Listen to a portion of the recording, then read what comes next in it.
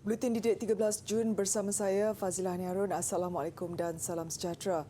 Setelah 22 tahun menumpang di SK Sungai Padas, SMK Libaran akan mula beroperasi di bangunan sendiri bermula 1 Julai nanti. Berita gembira itu dikongsikan Menteri Kanan Pendidikan Datuk Dr. Razzie Jidin yang merasmikan bangunan sekolah itu hari ini. Datuk Dr. Razzie berkata beliau melihat wajah kegembiraan warga SMK Libaran yang tidak lagi perlu berkongsi fasiliti sejak tahun 2000. Tambah beliau, pembinaan SMK Libaran yang diluluskan pada 2016 antara projek sakit dan terbengkalai sejak 2019. Atas usaha KPM, pembinaan sekolah itu dipercepatkan bagi memberi kemudahan pendidikan yang lebih baik kepada penduduk sekitar. Kemudahan asrama juga akan disediakan di sekolah ini bagi memudahkan pelajar yang tinggal jauh dan kerja pembinaannya akan dimulakan tidak lama lagi. SK Sungai Padas akan memulakan persekolahan satu sesi setelah murid SMK Libaran berpindah ke premis baru. Ini bagi memberi lebih keselesaan kepada warga SK Sungai Padas. Datuk Dr. Razzie turut berkongsi antara tumpuan KPM pada masa ini adalah memastikan perkara berkaitan sekolah tumpang termasuk di Sabah dapat diselesaikan demi kesejahteraan pendidikan murid. Dalam pada itu, program agroindustri yang ditawarkan oleh College Vocational KV mempunyai potensi yang cukup besar untuk diteroka. Datuk Dr. Razzie Jidin berkata pemerkasaan program pertanian di College Vocational mula menampakkan perkembangan positif dengan menumpukan kepada pertanian bernilai tinggi. Menerusi perkongsian di Facebook, beliau menyatakan rasa yakin bahawa program agroindustri yang ditawarkan di College Vocational mempunyai potensi yang cukup besar untuk diteroka sekaligus membuktikan kebolehpasaran bidang itu. Dalam lawatan kerjanya di Sabah, beliau berkesempatan melawat College Vocational Lahad Datu. Antara program pertanian yang ditawarkan di KV ini ialah ternakan ruminan serta ternakan poultry dan tanaman, termasuk program bioteknologi bagi pengambilan akan datang. Selain itu, Datuk Dr. Razzie turut berkongsi pengalaman melakukan aktiviti night walk di Rainforest Discovery Centre Sandakan. Beliau turut mengingatkan masyarakat untuk menghargai keunikan khazanah hutan hujan tropika serta keunikan alam agar dapat dinikmati generasi akan datang. Ke arah melestarikan alam sekitar, 15 murid daripada pelbagai buah sekolah di Langkawi turun padang menyertai program penanaman bakau di Kilim Kars Geoforest Park. Ia bersempena dengan sambutan Hari Alam Sekitar Sedunia dan Karnival Langkawi Geopark 2022 yang berlangsung sepanjang bulan ini. Program dianjurkan Lembaga Pembangunan Langkawi LADA. Kehadiran murid diiringi pihak waris dan guru sekolah terlibat yang turut sama menanam pokok bakau. Timbalan Menteri Alam Sekitar dan Air Datuk Mansur Ibrahim memuji inisiatif itu dan melihatnya sebagai usaha melestarikan alam sekitar sejak di awal usia. Ia serentak dengan pelancaran rakan alam sekitar yang melibatkan golongan belia bersama kumpulan pelajar. Dan hari ini saya gembira dan bangga yang kita ada pelajar-pelajar sekolah rendah hari ini yang turut serta dalam program kita. Ini maknanya penanaman semangat ataupun pembudayaan di peringkat awal yang kita terapkan nilai-nilai kelestarian alam sekitar ini di peringkat awal lagi. Dan saya yakin yang pelajar-pelajar ini mempunyai semangat yang itu. Kumpulan murid pastinya teruja kerana diberi peluang menanam pokok bakau. Melalui inisiatif pemeliharaan dan penanaman semula hutan paya bakau, masalah kepupusan populasi pelbagai spesies hidupan air tawar turut dapat diatasi dalam jangka panjang. Terima kasih diucapkan kepada LADA kerana menganjurkan program ini. Saya berasa gembira kerana berpeluang untuk menyertai program ini dan saya dapat memberi sumbangan kepada alam sekitar. Saya akan terus menyertai program yang bermakna ini.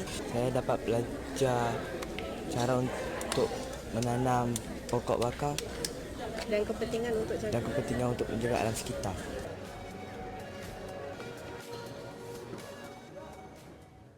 Tuntung dan kura-kura walaupun seakan sama, fizikalnya berbeza. Tuntung lazimnya tinggal di perairan air tawar dan mempunyai muncung dan leher yang panjang.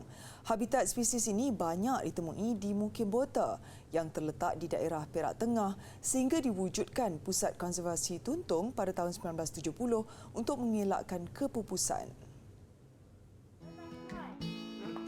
Bagi memastikan generasi hari ini menghargai spesies ini, Pusat Pemulihan dalam Komuniti PPDK Bota mengambil inisiatif mengetengahkan tuntung sebagai ikon Mukim Bota. Antaranya menghasilkan kraft seramik berbentuk tuntung yang dihasilkan pelatih golongan kurang upaya OKU. Menurut Penyelaras Pembangunan Kemahiran Komuniti, Syed Abdul Rahman Syed Ngah, usaha ini turut mendapat kerjasama Perbadanan Kemajuan Kraf Negeri Perak dan Universiti Teknologi Mara Cawangan Seri Iskandar. Yang kita rasa seronoknya bila tuntung ni bola sepanjang Sungai Perak di cenderung sampai ke Trintan, dia naik di Bota. Maka ini yang kita cuba naikkan, kata orang di PDK Bota ni.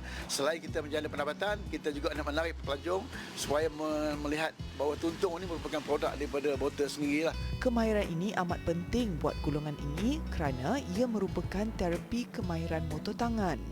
Bukan itu sahaja, menerusi program pembangunan kemahiran komuniti di bawah skim penjana, 10 pelatih dipilih untuk menghasilkan produk kraft yang turut memberi pendapatan sampingan. Untuk pelatih dewasa ni kami bagi dia bermain dengan tanah sebagai sensori dia untuk motor halus, untuk pergerakan otot-otot tangan dia. Pembikinan seramik ni memang dapat membantu lah. Ya, dapat membantu untuk proses pelatih itu sendiri untuk penggunaan tangan. Susah tak nak buat ni? Nak buat kono. Kono. Tak susah. Buka yang saya buat. Kira-kira buat, nak buat. Nak buat. Selain seramik tuntung, mereka turut menghasilkan kraft lain seperti pasu, cawan dan pelbagai lagi barangan berasaskan seramik. Hasil jualan membantu PPDK Bota menjana pendapatan bagi menguruskan pusat tersebut.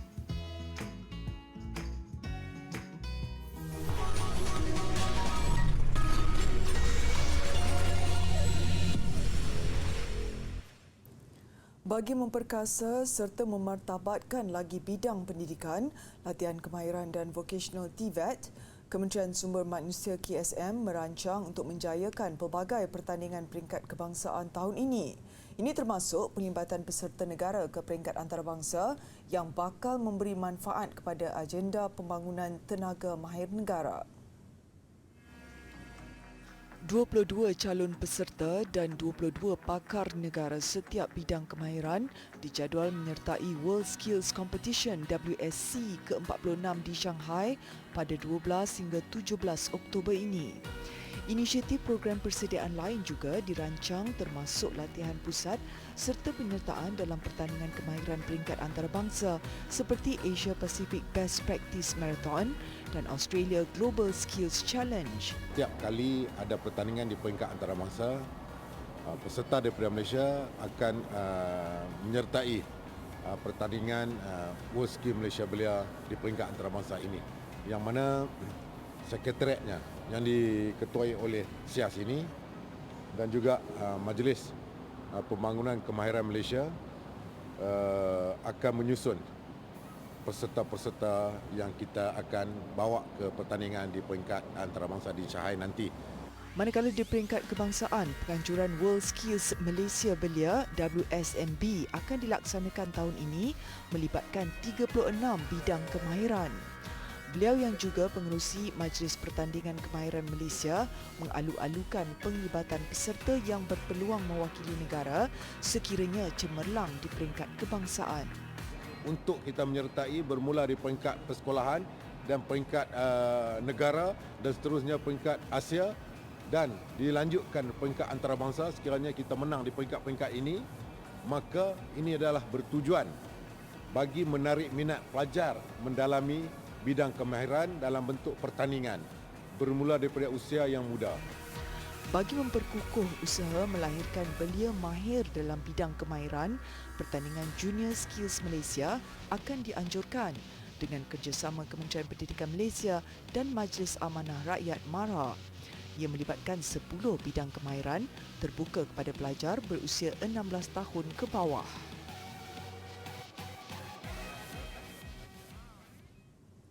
12 penduduk orang asli Pos Balar, Gua Musang, Kelantan mengikuti kursus rawatan asas dan perubatan jangka pendek di Universiti Sains Malaysia USM, kampus Kesihatan Kubang Krian. Kursus merangkumi 3 modul iaitu perubatan asas, pergigian serta rawatan luka akan berlangsung selama seminggu bermula September nanti. Menurut Ketua Jabatan Perubatan Kecemasan Hospital Universiti Sains Malaysia HUSM, Prof. Madya Dr. Syahid Farid Abdul Wahab, inisiatif ini untuk memberi ilmu rawatan dan perubatan asas. Ini bagi menjadikan 12 penduduk dari suku kaum Temea itu sebagai perawat asas untuk 800 masyarakat orang asli di pos berkenaan.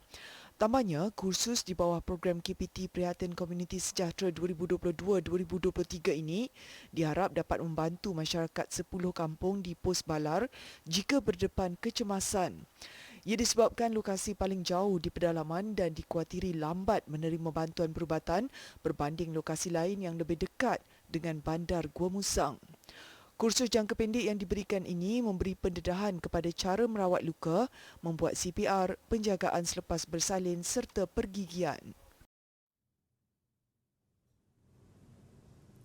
Jumlah kes baru COVID-19 bagi Minggu Epidemiologi ME ke-23 dari 5 hingga 11 Jun meningkat 0.4%. Sebanyak 11,096 kes dicatatkan berbanding 11,052 pada minggu sebelumnya. Ketua Pengarah Kesihatan Tan Sri Dr. Nur Hisham Abdullah berkata, purata kadar kejangkitan COVID-19 pula menunjukkan peningkatan 5.5% iaitu 0.96 berbanding minggu sebelumnya. Bagaimanapun, kes kematian pada ME ke-23 menunjukkan penurunan kepada 25 kes berbanding 26 pada minggu sebelumnya. Jumlah kemasukan pesakit COVID-19 ke fasiliti kesihatan pula menurun 10% bagi setiap 100,000 penduduk.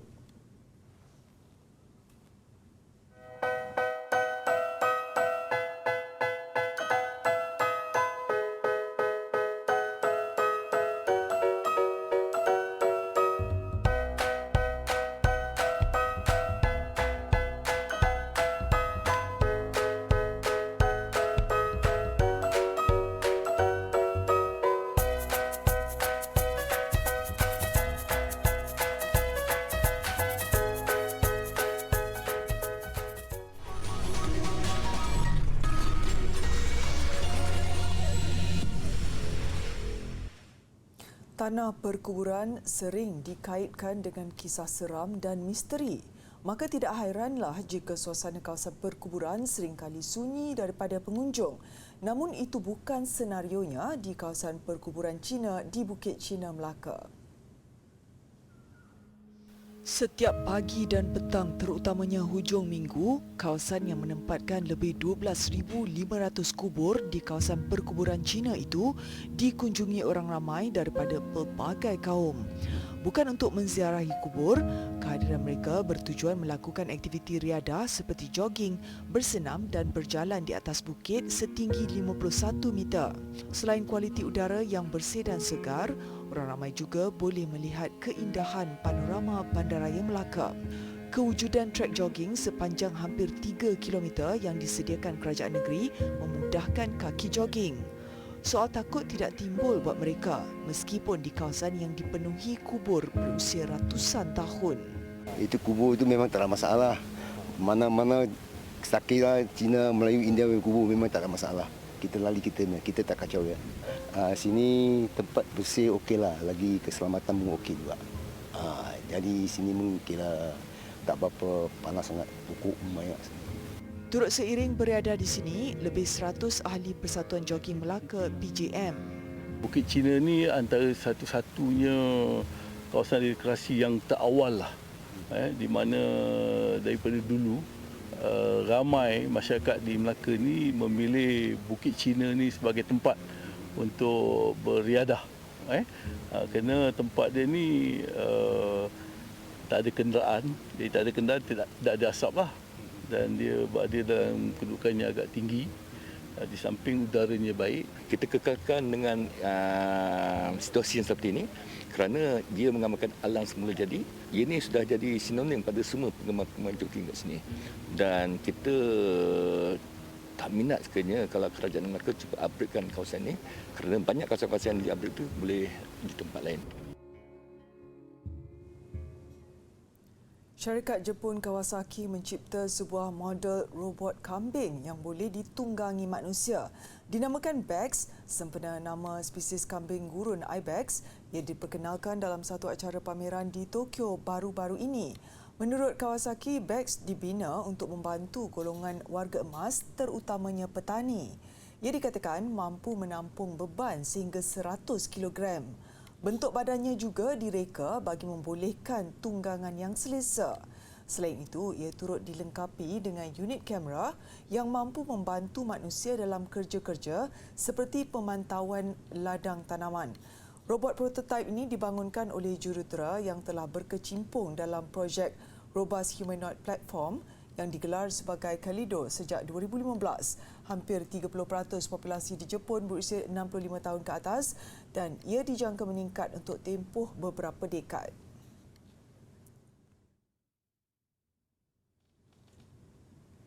Seiring namanya, Jurassic World Dominion mendominasi carta pecah panggung hujung minggu lalu. Di Amerika Syarikat, Dominion menjana kutipan tiket $143 juta pada tayangan hujung minggu pertama. Di peringkat antarabangsa termasuk Malaysia pula, ia meraih $245.8 juta sejak mula ditayangkan awal bulan ini. Secara keseluruhan, filem lakonan Chris Pratt, Bryce Dallas Howard dan Sam Neill ini telah mengutip hampir $390 juta. Bagi tayangan domestik, mengikut data intelligence, sekitar 10.8 juta orang ke pawagam untuk menontonnya. Ia kira-kira 66% daripada jumlah keseluruhan penonton hujung minggu lepas. Sementara itu, Top Gun Maverick yang mencatat tambahan $50 juta daripada tayangan hujung minggu ketiga diwakili kira-kira 26% penonton di pawagam.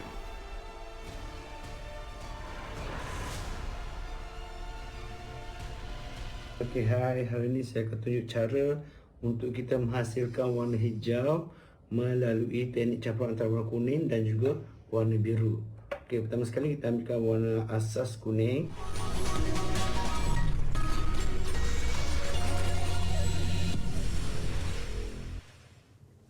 Sukan Bola Kelayakan Piala Asia 2023 bukan tugas mudah. Itu rumusan Ketua Jurulatih Harimau Melaya Kim Pan-gon menentang Bangladesh esok.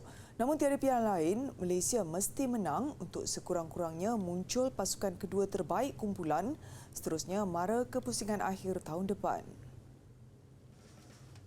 Last two games, Bangladesh they play against Bahrain and Turkmenistan. I think they are a good team in terms of team organization, in terms of not only they do defending, they try to play very good football. Even myself, it was very impressive when they regain the ball. They not put the ball away. They try to build up smoothly approach to the goal side, try to create their own goal chance. So we will fully respect Bangladesh teams. Tetap menghormati Bangladesh meskipun menduduki ranking 188 dunia berbanding Malaysia 134. Apapun, semuanya kini terletak kepada setiap pemain untuk melakukan sesuatu yang baik untuk peminat bola sepak Malaysia dan mengharumkan nama negara. Ketua Jurulatih Bangladesh Javier Cabrera pula tanpa berselindung mengakui kekuatan Malaysia. Namun pengendali dari Sepanyol itu mahukan kemenangan pada perlawanan terakhir kumpulan ini khas buat peminat mereka. We always aim to win. I always say the same. We always aim to win, obviously. But in order to be able to win, we need to be consistent in our way of competing. We need to be very competitive. Every single detail tomorrow is going to mean something, and Malaysia is going to come with everything from the very first second They are going to try to kill the match in the first 10 minutes. Berdasarkan ranking 5 pasukan kedua terbaik selepas 2 perlawanan, agak membimbangkan kerana Malaysia berada di kedudukan terakhir, manakala Thailand, Kyrgyzstan dan India masing-masing di kedudukan teratas dengan 6 mata dan Filipina 4 mata di tempat keempat.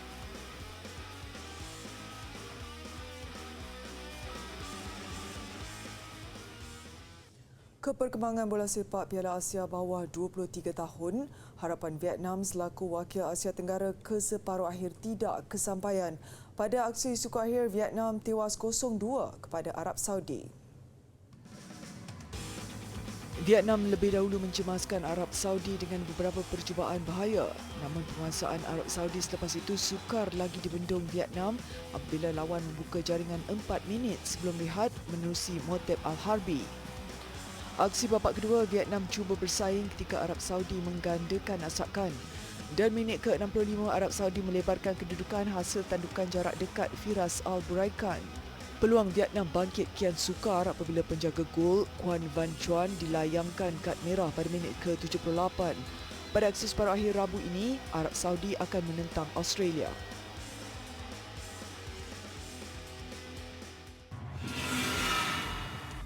Sementara itu, impian Korea Selatan mempertahankan kejuaraan lebur apabila mudah dijinakkan Jepun pada satu lagi aksi suku akhir. Gol sepakan percuma Jepun menerusi Yuito Suzuki pada minit ke-22 nyata merentap semangat Korea Selatan. Selepas rehat, Jepun meneruskan perkuasaan dan menambah gol kedua minit ke-65 menerusi susulan pantas Mao Hosoya. Semangat Korea Selatan terus luntur apabila Suzuki sekali lagi meledak pada minit ke-80 untuk kemenangan 3-0 Jepun. Pada aksi separuh akhir nanti, Jepun akan menentang tuan rumah Uzbekistan.